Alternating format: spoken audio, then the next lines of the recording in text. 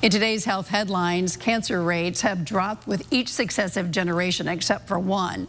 Can cannabinol help you sleep? And disappointing news about Paxlovid for long COVID. Joining me is Dr. F. Perry Wilson, Associate Professor at Yale School of Medicine. Welcome. Thanks for having me. All right, a new study suggests that cancer rates have dropped with each generation since the greatest generation, with one exception. What is that?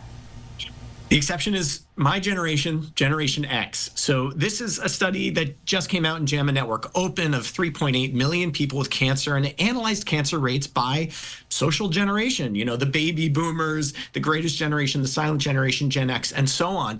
And what you see is a pretty clear trend of decreasing cancer rates over time until Gen X hits the scene, and the rates have been steadily climbing. So Gen X is really the first generation in, 60 or 70 years that looks like we'll have a higher cancer rate than our parents did.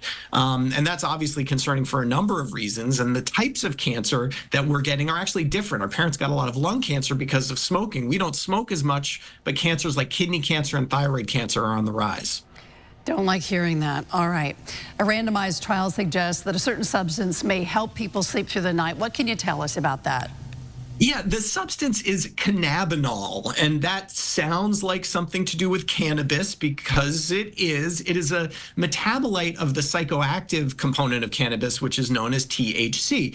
Cannabinol does not have the same effects, doesn't give you the same high as THC does, but a new randomized trial of 500 people, a pretty big study, found that people who took that compared to placebo stayed asleep longer, had less awakenings at night, and in general had more restful sleep. Now, this isn't hitting pharmacy shelves anytime soon, and the legality of cannabinol varies from state to state, but it's interesting to see how some of these compounds might find a medical purpose outside of their recreational one.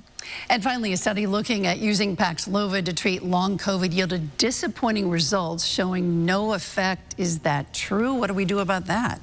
I know, it's unfortunate. So this was a study of around 250 people who had pretty significant long COVID, brain fog, fatigue, things like that, more than a year out from their COVID infection, and they were randomized to either Paxlovid or a sugar pill, and there was no difference in outcomes, which is a bit disappointing, but maybe not surprising because we probably don't think that long COVID is really due to ongoing COVID infection, which is what Paxlovid might fight, but due to some of the immune responses that COVID causes. And we probably need a different therapy to fight it.